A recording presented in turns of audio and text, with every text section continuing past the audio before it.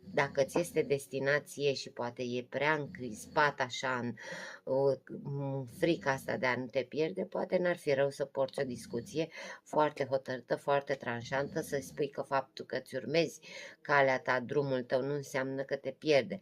Poate să te susțină sau poate să plece. Sunt două variante foarte importante pentru tine în perioada sărbătorilor pe care ar trebui să le discuți cu această persoană care, știi cum, când cuiva e frică că te pierde, acolo e iubire. Aici te-a avut și a plecat pentru că n-a vrut să stea lângă tine la greu.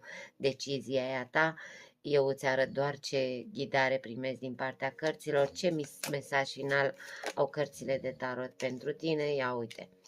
Vin vești rapide către tine, vin vești rapide să-ți spună, probabil cumva universul vrea să te avertizeze,